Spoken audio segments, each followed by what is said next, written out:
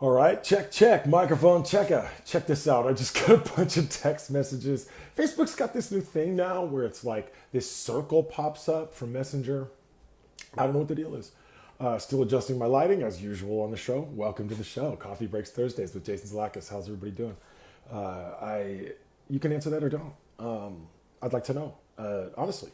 Um, Today I'm feeling a little like what's going on, I just I was kind of like, oh yeah, I have a show, and I was kind of like, maybe I should go do it. So here I am. I've been in a it's a gloomy day here in Los Angeles. I'm obviously still fixing my hair. I'm seeing a feather I'm not digging. uh so how are you out there today? Tell me, mention it in the comments. What's going on. So again, welcome to Coffee Breaks Thursdays with Jason Zlatkus. I am your host, of course, Jason Zlatkus. I wanted to shout out my shirt today before we go any further. This is the official Krampus design by Pasher Art. P-A-S-H-U-R. Pasher is his name, pasherart.com. You can check that out. And this is the official, like I said, official Krampus design. And I had to rock that because it's December. And we've concluded, I don't know what we did last month. It was every month on this show is pretty much horror month. We tried to make it a theme in October, but every month on this show is just pretty much the same thing. It's people that are in horror movies, and because that's what independents do. and even though the producer Warren is like, we should get Hollywood people on your show, and I'm like, that's cool. Let's, I don't know. I like the independents, so we're going to. I just addressed that question in the comments here. I literally just said all that on the show. You guys are asking me, where did I get my shirt? Again, pasherart.com. P-A-S-H-U-R art.com. Pasher Art. And they got it in different styles too. I rock in the 3/4 length, but he's got it in different styles, so you can get it in all kinds of colors and all these amazing things. Anyway, so back to the people, the Hollywood folks or independent people, you know what? It's all good to me. As long as we have a good time on the show, that's what matters. So let's get right to it. Coffee Breaks Thursdays with Jason Zlatkus. There's my cat, and she's going to be asking for food during the show, so we'll see what happens. Anything could happen there. Let's talk about some things that happened during my week, and that's how we always start the show. There's things that happened during my week. The deal is that I didn't really work this week because it was Thanksgiving, and there's just not a whole lot for me going on, so I didn't have any real work. But that doesn't mean that things don't happen to me. As you know, things do happen. So this one of the things I want to talk about is I just released a commercial I was in. I was in a commercial for a gun thing called Tactical Traps, and someone said maybe it's not a good idea to make guns more accessible. And you know what? I just want to say that as far as that goes, I don't have an opinion. I get paid to do commercials, and I am careful about the products that I take, and I don't take every job. So but I thought that Tactical Traps one was a good one. It seems like a legit product to me, and but that doesn't mean I own one. That doesn't mean I use it. uh, uh, it's all good. It's all good. You gave me another opportunity to talk about the shirt. I'm reading the comments while we talk. Specifically in the beginning, I like to read the comments. But anyway, back to the commercials. I get paid to advertise stuff. Doesn't mean I endorse it. Doesn't mean I use it. Doesn't mean I own one. In fact, it likely means I don't. I don't. They don't give me one. You can't get a discount if you know me. A lot of people are asking me that. Can you get me a discount? Can you just get me a discount? No, I don't. I don't know the company. I'm hired by a video maker, somebody who makes the commercials. Someone hires them, and then they hire me as the model. They pitch to. This is how you get hired in commercials, by the way. If you want to do commercial work, this is how you do it. I don't contact the company. I don't know anything about Tactical Traps. I've never met them. But someone hires me. They say they have a list of clients, and they go, here's our models. Here's who we like to use, and they go, yeah, we want that guy. And then they go, hey, the client likes you, and then I get brought in, and I get paid to do it. So I don't know anything about the products. Again, guys, that's all well and good. I'm glad you have opinions on it. I don't know anything about the products. So I wanted to mention that again. I also wanted to mention that my kids went to they went to Oregon, where we used to live, and they because because I tape in Los Angeles now. They went to Oregon, and they saw my parents, and they saw my mother-in-law. That side of the family. My wife's parents, I should say. That's an odd way to describe it, but my wife's parents and my parents, and so my kids got to survive grandparent wars, which was pretty cool. There was a kind of who do you like better? Which grandparent? Who spoils you more? Who's doing more for you? And so shout out to my kids for surviving that. And of course, now that I mentioned that, my mom's going to be like, Jason, don't mention that on the show. That's not totally good. But one other thing that happened to me this week was yesterday we went to this thing for my wife's I don't know what it is, some business meeting, some builders thing, because my wife works in the land development, and we go to this business thing, and I am basically the arm candy. I just show up to look good, and you're an actor and all this crap I do. And this guy yesterday, he kept slapping me. He kept being like, oh my God, oh my God, oh my God. Every time he kept slapping me, and then he was getting closer and closer. He was super intoxicated, but as he was getting closer and closer, he started spitting on me. Now, I'm like, oh my God, dude, like obviously, I don't know, we don't, masks, what? Like, I think they work. I don't know. They probably work, but this environment wasn't that way. But the point is this guy, he comes up to me and he goes, hi, who are you? And I go, I'm just the guy who's here with my wife. And he goes, well, is your wife as pretty as you are? And I was like stunned. I couldn't believe I thought that was a weird way for something for a grown man to say at a business meeting. Is your wife as pretty as you are? And of course, what am I going to say to that? No, dude, I'm the model. So that's of course what I said. Who do you think? Nobody's as pretty as me, man. But I thought that was a weird thing to say. And, honestly, though, the truth is I don't see myself that way. I'm very uncomfortable when someone says something like that to me, which brings us to the next segment of our show, Handsome History. Let's talk about some things I learned this week. This guy from high school, and I'm going to bring our guest on. By the way, I haven't even mentioned that. I got so self-absorbed. How unlike me to do.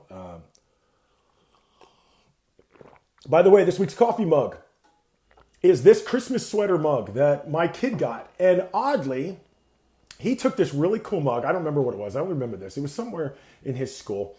He took this coffee mug to a white elephant, and they exchanged coffee mugs. And no kid, it was a mug exchange. My God, I can't even think. It was a mug exchange. And they, all the kids gave different ones. And I remember him giving something really cool. And then he brought home a mug with a sweater on it. So we're using this mug with a sweater on it today for Coffee Breaks Thursdays with Jason Zlatkus. Anyway, handsome history, moving on. This guy in my class from high school, dude's going through a rough time. He finally posts in a relationship on Facebook. In a relationship. And someone writes, hopefully with Jesus. And I thought, man, give the guy a break, right? Of course, right? Everyone wants to, of course. But I thought, man, give the guy a break. He finally gets a relationship. And someone went, yo, I hope it's with Jesus. And then I thought, what a weird thing to say. What if you were like, hey, man, I'm going to the grocery store. And someone was like, yo, I hope it's with Jesus. Yeah, well, of course. God is my co-pilot, right? But yo, I got to go to the bathroom. Well, I hope it's with Jesus. Dude, what a weird thing to say to people. So, and don't write me a letter. It's a joke. Don't write me a letter. Dear Mr. Zlatkus, your Jesus joke was very unfunny on your show. But anyway, I thought that was a weird thing to say to anybody. And so I started to think about, where could you go with Jesus? And I'll tell you where you can go with him.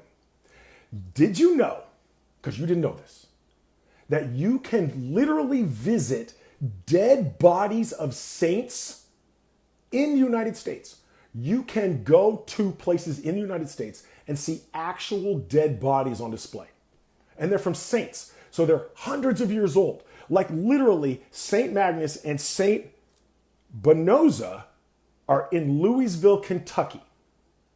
Now, they were originally buried in Italy, but when churches were built, specifically new ones, they had a piece or a bone or some part of a saint encased in their altar. And that was supposed to bring them like really good luck and really good faith and prove that it was a sacred ground. They don't have to do that anymore. When churches are built, they don't do that anymore. But initially, when churches were built, they actually had pieces of dead saints in them, and some of them have full corpses, including the one in Louisville, Kentucky. So Kentucky, in their church, one of the churches, I don't remember where it is, but one of the churches in Kentucky has 2 corpses you can visit. And the arm of St. Jude, which I found. Honey, come on, my cat's here. She never joins the show, guys. My cat's 19 years old, so she does what she wants now. The arm of St. Jude, because everybody knows St. Jude's Children's Hospital. The arm of St. Jude, you can visit it in Illinois. It's the arm only, and it's in this like silver, like Google it, man. It's this like claw hand, and it's got this like piece of glass where you can see St. Jude's arm. That's a true story. Dude, that's handsome history for today. Isn't that cool? I thought that was really cool. I'm also going to tell you one more fact before I bring on our guest, because I want to get to our guest, Pete Girard. This guy is in tons of great movies. A whole bunch of stuff we're going to talk about. We're going to talk about Florida. He's from Florida, so yeah. He's from Florida. What do you guys know about that? We don't have an opinion on Florida, right? So anyway, one more thing I want to tell you. Fascinating, I learned this week. The moon is 1/400th the size of the sun. But it's also 1/400th the distance away from the earth. So that's why it looks the same size. That's why the moon and the sun look the same size. Is because the moon is 1/400th the size of the sun, but it's only 1/400th the distance away from the earth. It's the only sun and moon combination that we know of that shares that mathematical fact. That's true. That's pretty mind-blowing. And with that, I don't even have a joke. I just wanted to share that fascinating stuff with you because that's what we do on this show, man. We talk about crazy stuff. So I hope you enjoyed those fun facts I've learned this week. Those are what's moved me on. Pete's my husband. So maybe we should, is that why you're asking to be in the video? Because that's, otherwise I'm like, people asking to be in the video. You guys, here we go. We're going to get Pete Girard in. And the producer is telling me he's in Florida, but he's from New York. So obviously, we're gonna find out why someone would make that decision. In fact, I learned this: 1,000 people a day move to Florida. Bet you didn't know that. I'll bet you didn't know 1,000 people a day make a bad decision. Let's find out about Pete Girard. Dun, dun, dun, dun, dun, dun. I can approve this one. So should we do that, or I'll send this invite to see what happens? It says Pete's watching. I could have. Okay, there we go. Let's try it. What? It won't let me approve it. I'm trying. It's adding. We're gonna see what happens. Oh, like I said, I'm a little spacey today, and we'll see how it goes.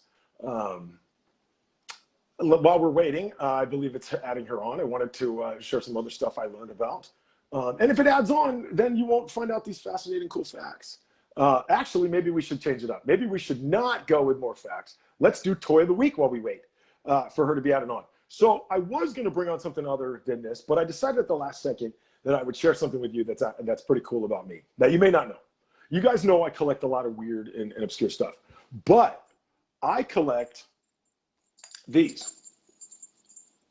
They are vintage Elf on the Shelf. I know you're going, hey, yo, Elf on the Shelf, Elf on the Shelf. Everybody knows that. Okay, Pete, I'm going to see about bringing you on in 1 second. It's trying to add. I'm going to see about canceling this off.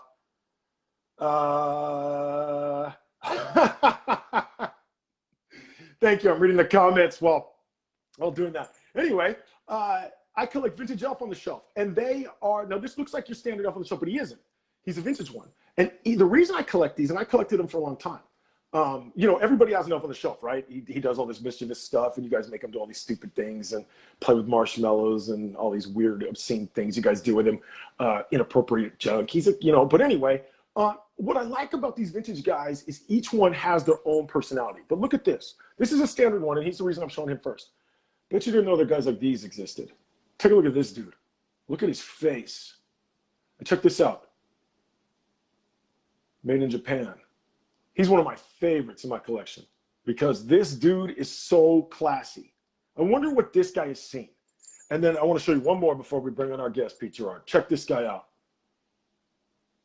Look at that dude. Look at his hat. Oh my gosh, his hat. Look at the personality in these guys. Oh man, so I love those. I have a whole bunch of them. So shout out to Vintage Elf on the Shelf. Let's see if we can get Pete Girard in our video today. We're going to try to add him on. It says we can.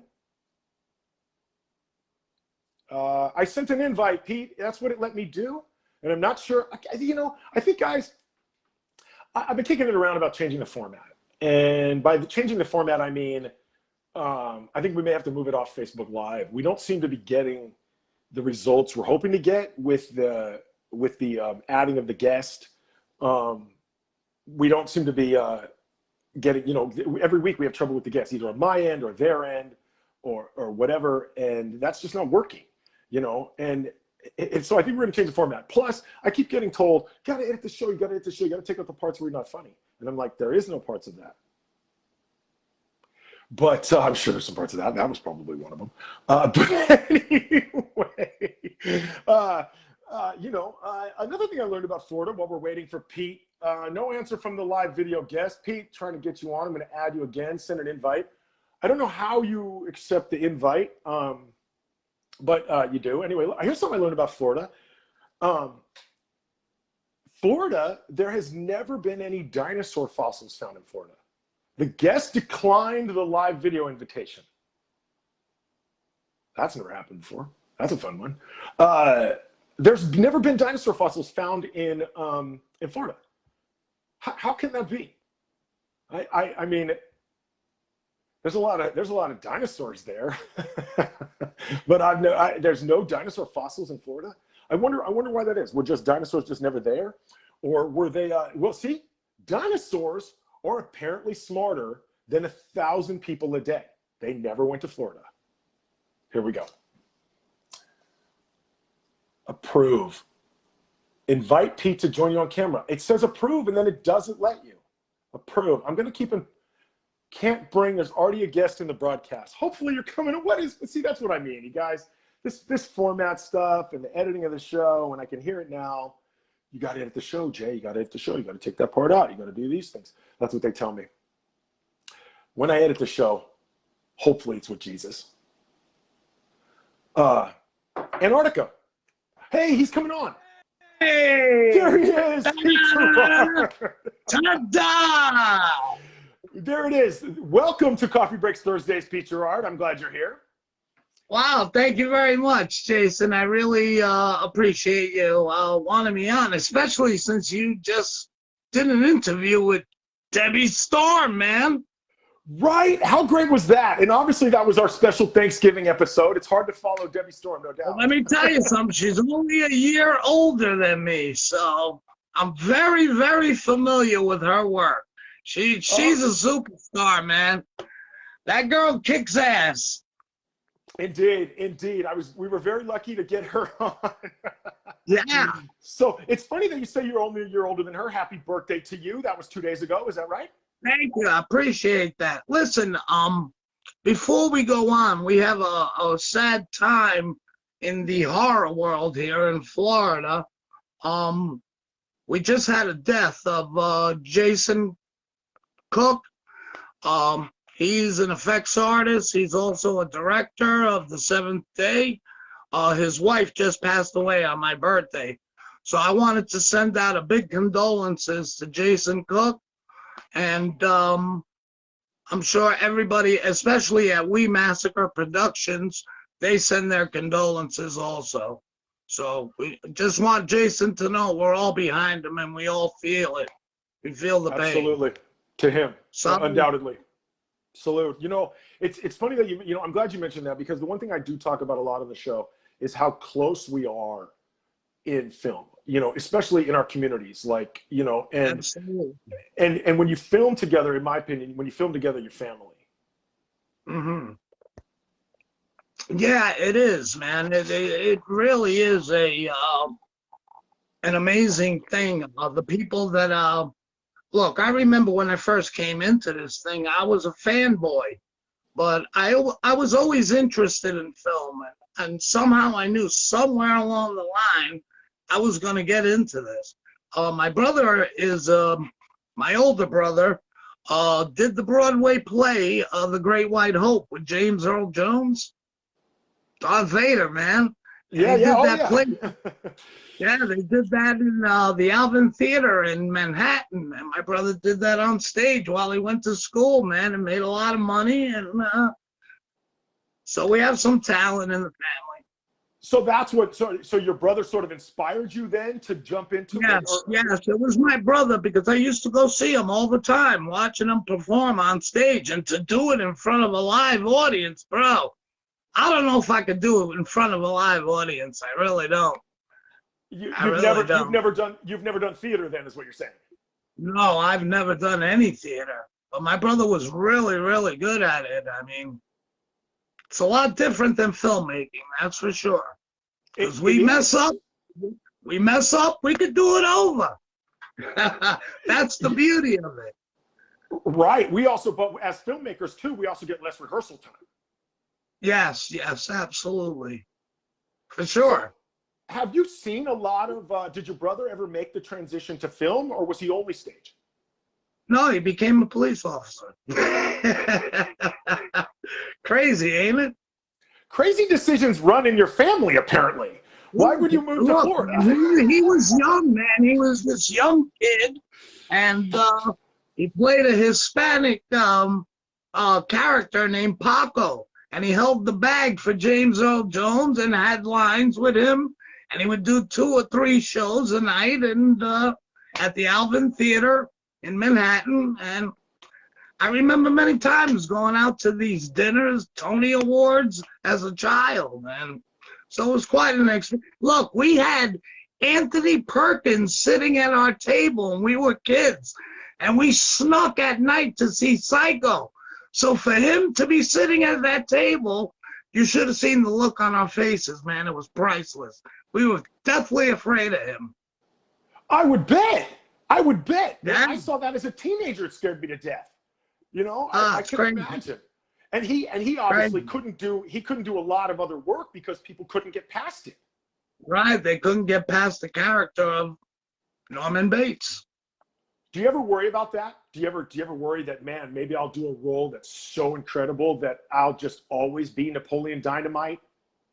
No, because I always move on from it. I don't, you know what? When I do my performances, I really get absorbed into the character.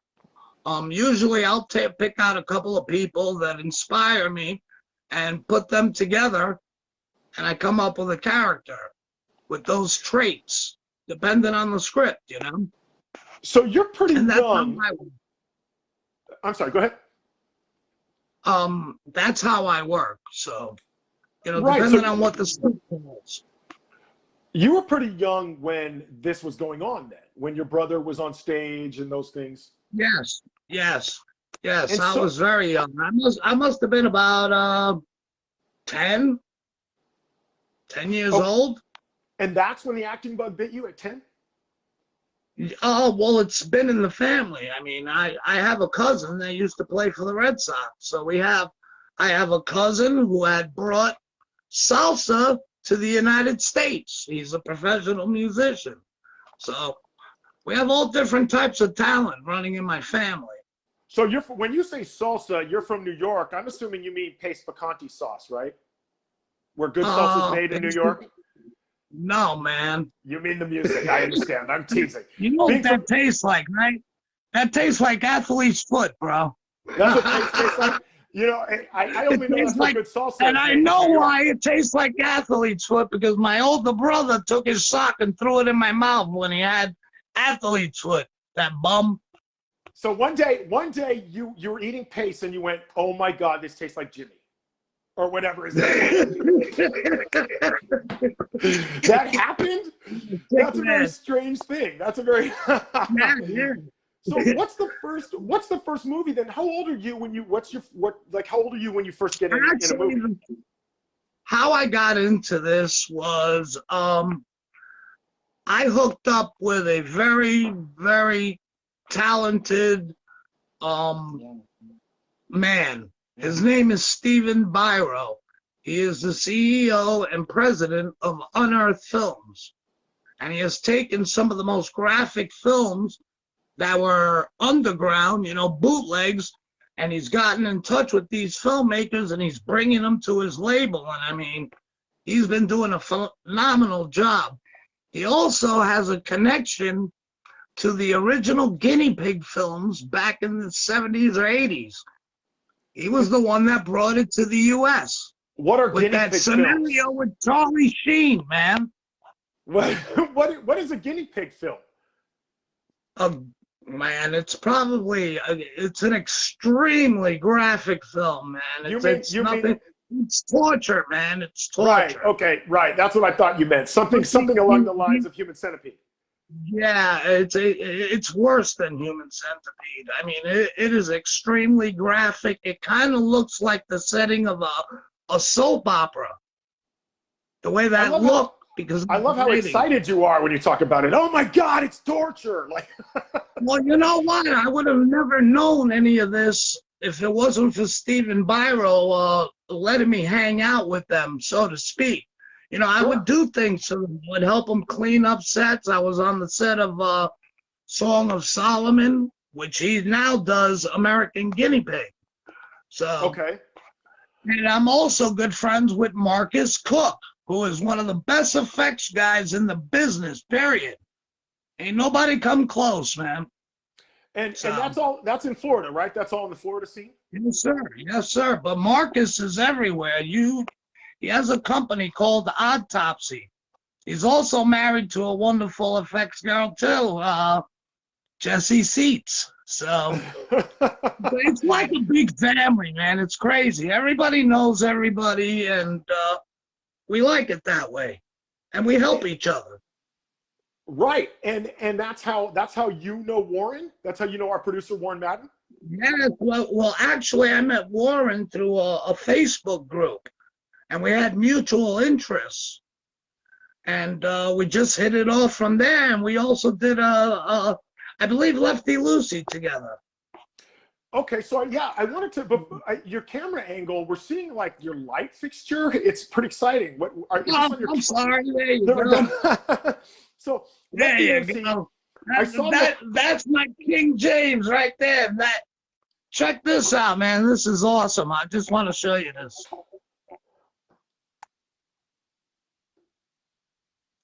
You see that picture? Yeah. The guy's looking that way. One dog's looking that way. The other dog's looking at it. And he's saying, "Hey, what do you want from me?" That's the Goodfellas picture. That's the Goodfellas painting. Is it in Goodfellas? That picture? Yeah, man. That's the picture. He goes, "Hey, you see my mother's painting?" Joe Pesci pulls out the painting. Oh man, I had no idea. That's one of those movies. Yeah, man. I never saw it. I never saw Goodfellas. Oh man, you're kidding me, man. That's cool. You know what? Gangster movies were never my thing.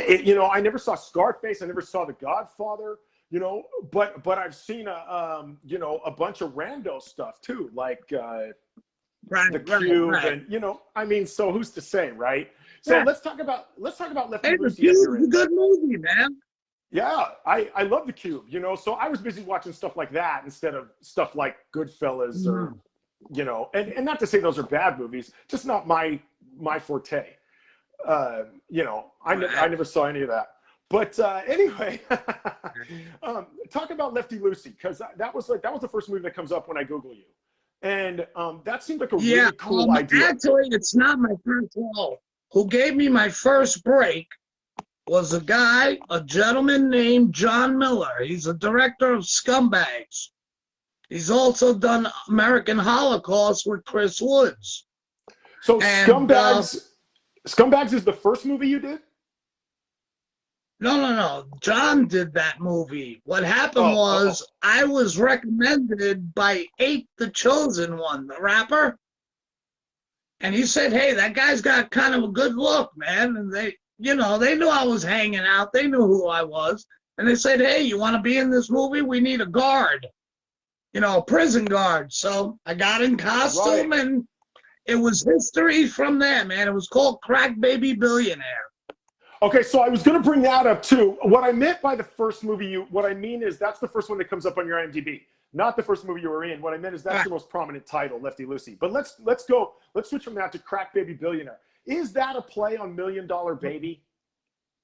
The name? No, man. This is about hookers and lowlifes and Right. No, the dregs of society. No, I realize it's about Florida, but is the name a play on $1 Million Baby? No, not okay, at all. So it's about crackheads and the dregs of society and other people who live in Florida. And so what tell us about that movie? Actually, man, I played a prison guard, and what we're doing is me and the warden are betting on the inmates. We're having them fight to the death. But the gag of the thing is, the inmate that we want killed is handcuffed. So there's really no way out of it, man. Nobody's going to lose money. We know who's going to win. But it doesn't turn out that way. So 8 comes out of jail, and it's a good flick, man. It really is. It's a good underground flick. You got to have a taste for it. John's a very talented filmmaker. I like him a lot. He's the one that gave me my start. So hats off to John Miller. Right. And then I work with Sean Donahue. Isn't it weird how we have a soft spot? Oh, go ahead. Yeah, Sean Donahue. Yeah, man. You know what? I appreciate everybody that gives me the opportunity, because then it lets me roll. It lets me give out the best. You know what I'm saying?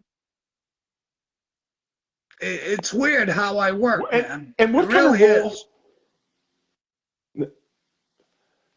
What kind of role then are you looking for? If I mean, like, obviously for me, people ask me that question and I never have an answer, but I would like to be the ultimate. A lot of different things.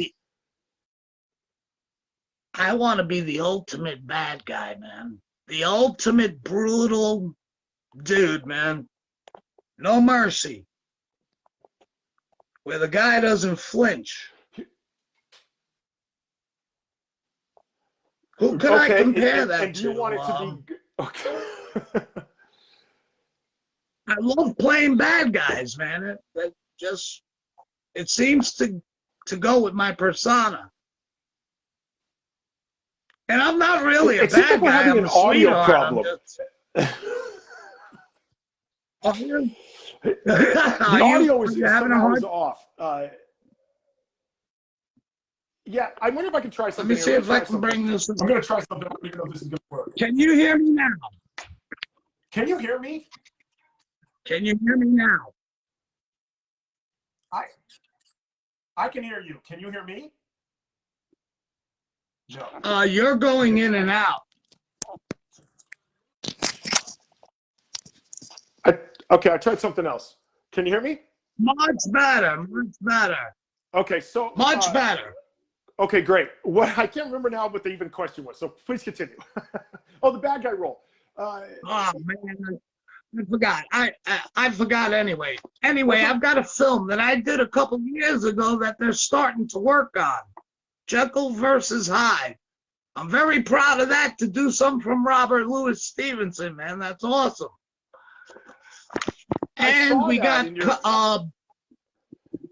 I saw that in your IMDb. It's in post production, that movie, or it's in filming. What's the stages of that Jekyll and Hyde movie? They're still working on it. They're working on some technical aspects.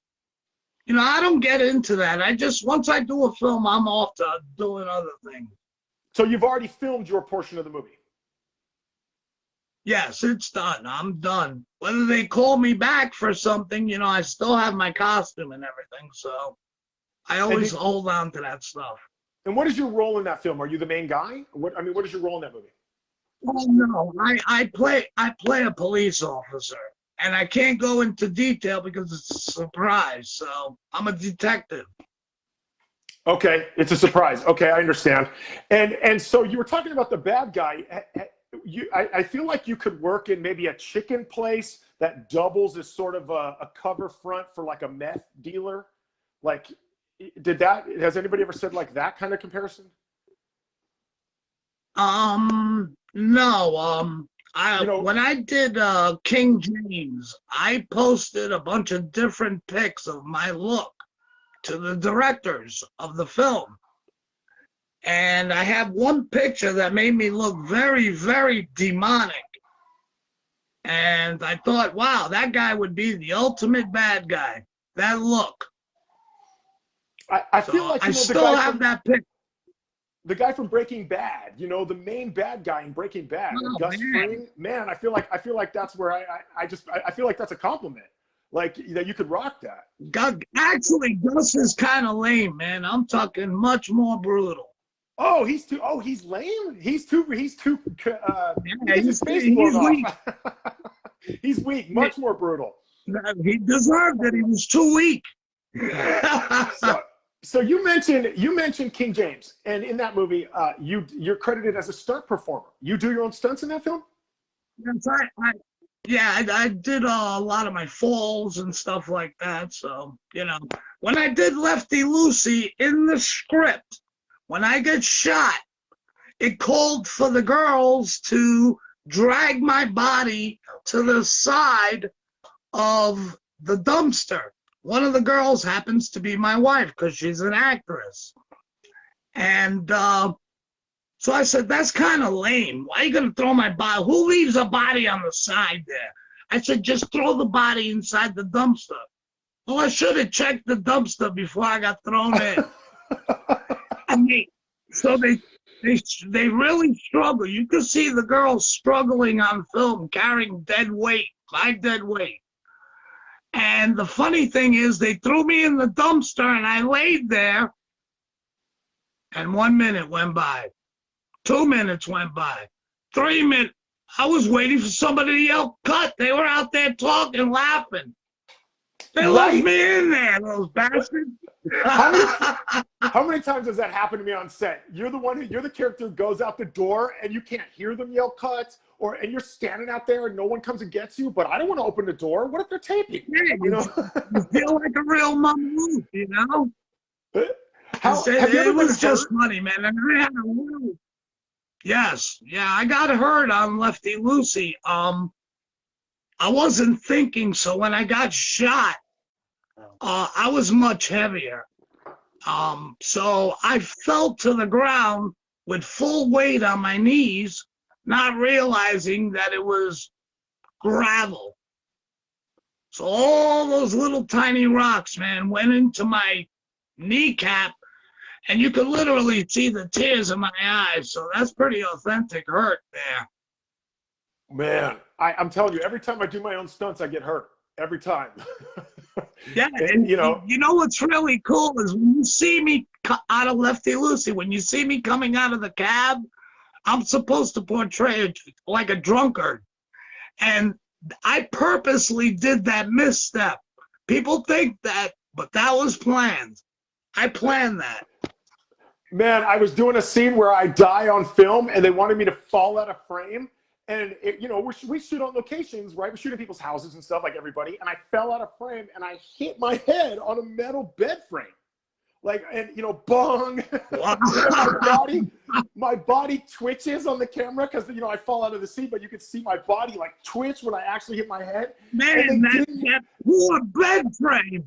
and they didn't even use that cut in the film. After all that, they didn't even use it. So Wow. tell us and Friday. I'm sorry, I don't mean to cut you off, but Friday I'm going to Tampa Bay Underground Film Festival for Do Not Disturb, and that has my wife in it. So I'm accompanying her on the premiere. You didn't cut me off. In fact, I was just about to ask, tell us what is coming up here. And so tell us about that film festival. I saw you promoting that. And does that also include Horror Tales 666? Is that a movie that's in that one?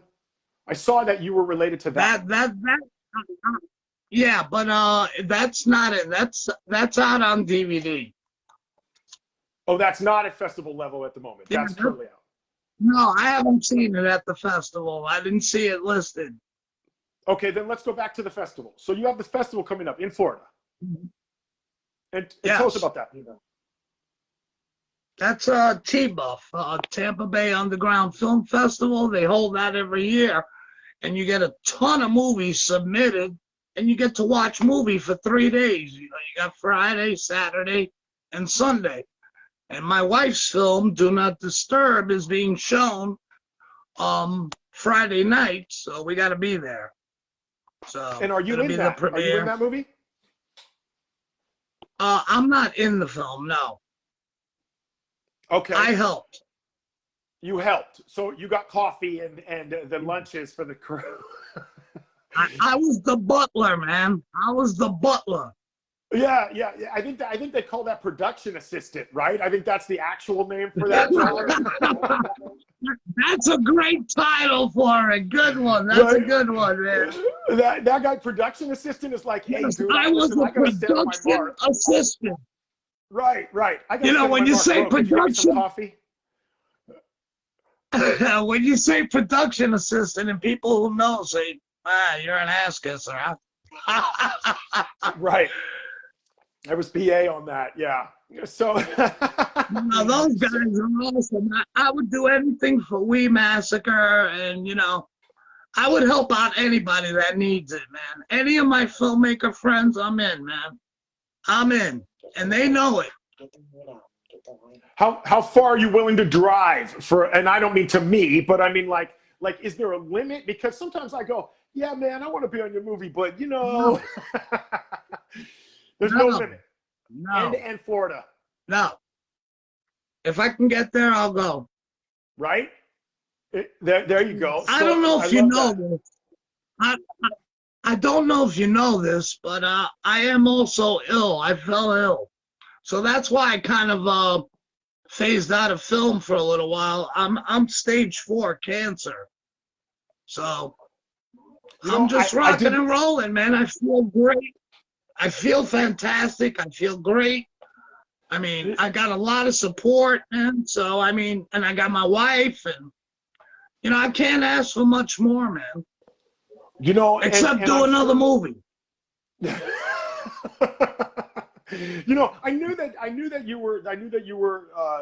you had cancer and everything. You know, I knew that. I didn't think that was appropriate for a host to bring up on the show. Like, you know, hey man, it's good to meet you. No, that's cool, man. That's cool. Why not, man? Look, I just lost my friend's wife who passed away young. She died of cancer. That's Jason Cook's wife. So, you know, cancer's a real big deal, man. Right. So does and so I don't know where to go from that. I don't know how to spring off that. No, you want to know what's funny, man? Here's what's really weird, man. You got to go shopping for your own freaking casket or the box you want to be put in. That's weird. You get to, and so you get to choose. I mean, I don't even know. I've never had a loss. You know, I don't know I love leaving people speechless, man. I love leaving people speechless. You know what? Because how do you respond to that? Man, the deal is I guess there's some jokes to me that are off limits, and you might have finally found that joke, and you know, no, I mean? Man, hell no, man. But okay, so when you're picking out your own casket, do you think you obviously said it's weird, but like, are you thinking, hey, yo? Because no, man, I'm going in a Folgers. I'm going in a Folgers canister, bro. They're gonna burn me, man. I want to be burned. So I always tell my wife, I always go, here's the plan. Okay, here's the plan. Is what I want you to do is buy a casket, but I'm not going to be in it. Okay, I just want you to have it and tell people, hey, yo, we're doing this, but I'm not even going to be there. And that I thought was one final joke that I was going to play. You know. And so you said a Folgers. That's crazy. My dad always said, bury me in an orange crate. He doesn't care. Yeah, you think I'm going to know? Okay, so let me I'm ask you not gonna something. know. This is a question I ask a lot of people, and obviously, Pete, you're a Sure. great guy, and you know, Sure. but are Sure. ghosts real, Pete? I mean, are they real? Are ghosts I real? believe so, man. Yeah, I believe so. I believe there's another dimension. I Another dimension? believe. Why do you think pets? You ever see a pet looking at something like, what the hell are they staring at? I believe What are those animals can dogs see. staring at? What if one dog was looking one way and one dog was looking another way, and then there was a guy in there? That would be weird. Then that guy will say, hey, what do you want from me? That's right. That's right. What do you want from me? So, okay. So if ghosts are real, can a Ouija board talk to them? I don't think so. No. I heard your lawyer tell you to say no. I heard your lawyer back there. Is that your lawyer? That's my attorney. That's my attorney, Jess. She said, Pete, you better say no and don't confess anymore. Pete, you're not allowed to answer that question. The Ouija That's board. the real brains behind the operation. I think we see that now. Do not pay any attention to the lady behind the curtain. She keeps flashing me, man, so that's why I'm She keeps keep looking over. This is the most entertaining show you've ever been on, and I have nothing to do with it. So, let's go back to the Tampa Film Festival that you got coming up. Do you guys have a panel? Do you have a panel planned? It's always been my dream as an actor to be part of a panel. Usually what they do is they do a Q&A after the showing with the actors and the crew. And they sit up on stage, or, you get up with the mic. And it's being shown at West Shore 14 in Tampa. That's at the West Shore Plaza. So that's where it's being shown. So it's a big, big deal for them. And so they do plan on having a Q&A, and you're going to go on and go, yo, I was production assistant. I'm going to go around and give everybody water.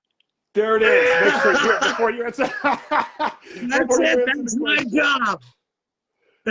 Pete, man, I love it. I'm trying to see. Oh, we still have good time, man. I thought we were running out of time. We're not, which is great. So I want to ask you another question. I saw for your birthday. Sure. I saw for your birthday. This is totally off topic, but you posted that you wanted those toys from Break-In, those action figures. Yes. Oh my God, aren't those fantastic? You want to shit? My sister bought them for me, and she sent them. I saw They're that being you did. shipped as we speak. So That for those who don't snake know, sister of mine, I love that girl. Thank God for my sister, man. She's an amazing sister, man. She's the best sister anybody would want to have. I mean, that's awesome. Who produced those toys? Do you know who made those? Are they Funko? I don't know. Some company I never heard of, man. But as soon as they came out, they were sold out. Oh, okay. So they're impossible to get. And so for the people who don't know, we're talking about 3 action figures from the movie Break-In, and it was Turbo, Ozone, and Special K. Shabba-doo. Yeah. Shabba-doo. Dude, Shabba-doo died, so rest in peace to him. It's sad. It's sad because Shabba-doo didn't get a chance to see that. Dude, and I just read that Boogaloo Shrimp had a birthday. So, to him. Right, too. right. So growing up, did every guy have a crush on Special K growing up? Because I know I did. I didn't. I had a crush on Adolfo Quiñones. It was my main crush. It was my main crush. So, he was awesome, man. I thought he was the shit. He was the shit. God rest his soul. God rest his soul. He was the shit, dude. Let's be real. So were you that generation? Were you a b-boy? Did you break dance? Were you that guy? Yeah, I used to break. I was a breaker. I'll probably break my legs now. Yes. in New York, and you were on that. It's funny, man. We cut a big giant piece of linoleum and lay it out in the street, man, and just dance. And we had Michael Moutsatsos on our show, and he was in Beat Street, which was filmed. He's in awesome, man, Mike. You know him too? I'm friends with Mike. He's awesome, man. Yeah, he's doing very, very well, man. The guy's winning awards after awards for his film Ravaged. Oh, man. Guy's pretty amazing. Yeah, man, and Ravage 2, he's currently shooting Ravage 2, so shout out to him. Right. Right. I shared his because I know he's looking for actors out there. I saw that, and I said, Mike, why didn't you ask me? You're looking for guys who are tall. And he says, I thought you were union. Well, go over there, man. You got the look, bro. You got that look. I can be that look. That's what they tell me, right? So You actually could play a good villain. You look like you'd play a good villain. You know, I get cast as the villain a lot. It's funny that you said you wanted to be the bad guy. I'm trying to not be him in a movie. Nah, man. I want to play the bad guy. It's fun. It's a lot of fun. So tell us, besides the film festival, and tell us, you know, what can anyone who wants to help? Is there a donation? Is there something people can do for cancer, to help your cancer? Is there a cause or a charity you prefer? Is there what?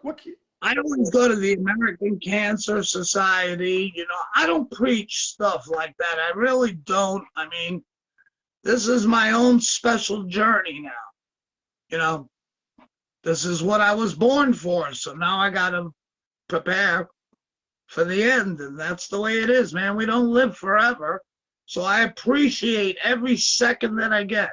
The one thing I do notice is I fight for sleep. And I think psychologically, I'm fighting for more time, you know?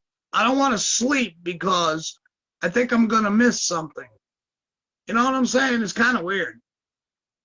But it doesn't affect me physically. I mean, these are the thoughts that run through my mind. And the worst part of the illness is I don't give a shit about me. I really don't. Because I feel great. If this is how I'm going to die, great. But I feel bad for my wife. I feel bad for my father-in-law. I feel sorry for my brother, my sister. Those are the guys I worry. Those are my worries. My death is nothing. I worry about my family and the people who love me. That's what scares me. I hear that. Man, you know, again, Yeah. you know, Look, man, I appreciate everything, man. You start looking at everything differently. You know, and maybe that's the real lesson. I think that you know, do you feel like it's unfortunate that it takes death sometimes for people to maybe wake up? And I'm not saying you, but no, it doesn't take death. What we've become, in my opinion, as Americans, we've become very soft. We lack compassion towards one another, and we need to make change, man. We need to make change. It's important for the survival of the species. I mean, we don't need another civil war.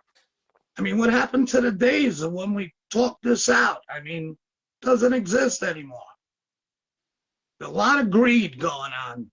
So that's how I view it. I don't want to get into politics or anything like that, but I think we've lost our way as Americans. you know, and I think that you offer a pretty invaluable perspective. You know, you're not. It's not something that I would get to hear all the time. You know, from someone you know who. I mean, so to me, I think that's pretty great. I mean, like you left me speechless again, and I think again, it's like I can only sort of look at my own life, you know, and think, man, you know, I need to be listening to you.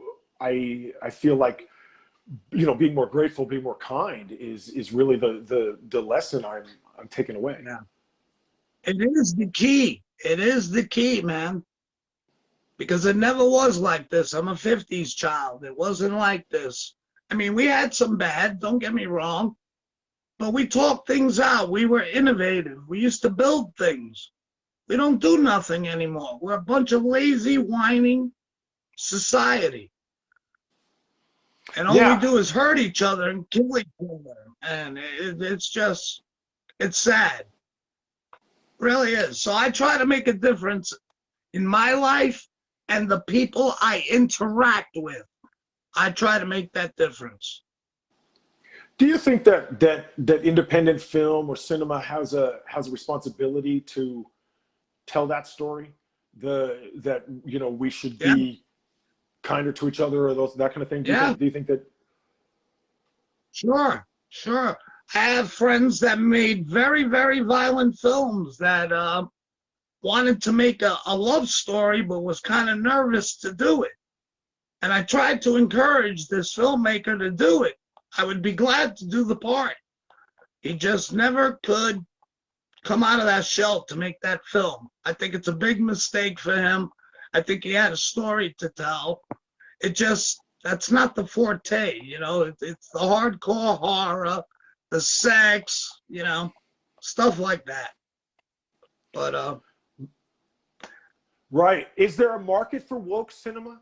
I mean, because obviously horror movies sell, sex sells. Is there a market for woke cinema? I don't even want to comment on that. I really don't. I try to stay away from that, man. I really do. I really do. I think there's room for everyone. I think there's an audience for everything.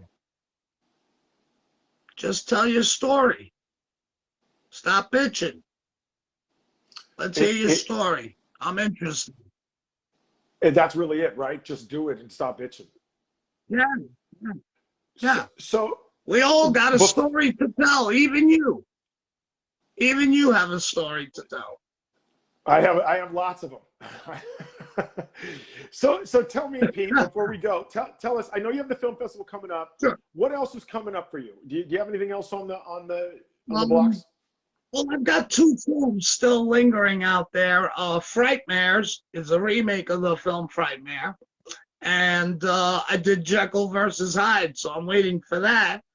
And I've just come back out of the shell, so to speak, to get my feet wet again. So I made an announcement that I'm coming back out. So I'm going to start hitting the circuits and start talking to people and reacquaint myself with everybody again. It's since the pandemic, man, it's kept everybody distant. So that's a problem too. I got to be careful. So that also made my decision easy not to make film, because I don't want to do remote filming. I don't want that. That's not me. I'd rather be on set with live human beings. That's what I want. So I choose not to do remote films. I've done a couple, but it's not my forte. It's hard to get into. It really is. It takes a special talent to do that. It really does. And I don't have that talent. So you want to be you know who is the best? The master of that is the king of B movies, and that's Joel D. Wynkoop. Joel Wynkoop, who's also been on our show, and who is in Horror Tales 666. Yes, I know that. Joel is an awesome man. Let me tell you something. He's a wonderful human being. He really is. I love the one thing that, again, you've said is how great the Florida film family is, and because we've had a lot of these people on our show, and they're all great, and they're all just as excited as you are, and they all talk about how great it is there, for filming, and how wonderful the film family is. And that was my experience. The same thing in San Francisco. I live in LA now, and we don't talk like that here. but in San Francisco, that was my same experience. Was that we were tight knit. We were family. If you were on set, you knew those people. You'd filmed with them 2 or 3 times before already. And so. Oh yeah. Pete, tell the people where they can find you. And obviously the Florida film family, you want to be hands-on, but where can the people find you? Where can they reach out to you? Everybody knows where I am because I don't hide out. I even give fans my personal number if they need anything to talk about anything. because I'm very proactive with mental health.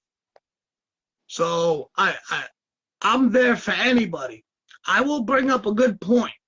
I was in a movie when I did Crack Baby Billionaire, and I was in the theater, and I was walking with my wife, and I hear somebody scream, "Hey, it's Pete Girard!" And that never happened to me before. That somebody yelled my name in the theater, and I turned around, "Hey, he's from Crack Baby Bill." The guy made a big fucking deal about it. Excuse my French. And I got a boner. You know, it just was really weird that somebody was excited to see me. And that person turned out to be Brooks Bailey, who is one of the stars in Do Not Disturb. That's how he got into film. He met me. I encouraged him. I knew he had a good look. And the rest is history for him. God bless him. I hope he enjoys himself. He's watching the show. He heard what you said. Very cool. He's an amazing dude. Him and his partner, Samantha Miller, wonderful people, man. I'm so fortunate to know so many good people, man. It's not funny, man. It's rare. So, okay, so to go back to answer the question, where can people who don't know you find you? Pete Girard, obviously online. They can catch me on Instagram. I'm on Instagram, Pete Girard 1959, and on Facebook, Pete Girard. I'm open to taking any friends. I mean, nobody's off limits. I'm not private. And I'm nobody, man. I'm just like they are. I'm a fanboy. That's what I am. You know, and you mentioned that earlier, and I wanted to ask you about that before I let you go, because we are out of time. But I wanted to ask you one more thing. When you go on set, and is there ever a moment? I mean, obviously, but you know, I mean, every time on set is a good time. But is there a moment where you work with somebody and you're like, I can't believe I'm working with them? Has that happened? Yes. On the set of King James, when Ken Anthony II, he's a pretty big cat here, man, and he's larger than life, but he's as sweet as a teddy bear. He really is a wonderful human being, and I am so happy to know him. You know, he helped out a lot.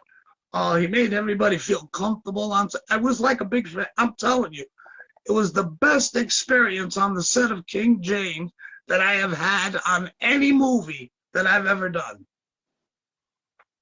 By far, nothing comes close. Where can people see King James? They can contact me, man.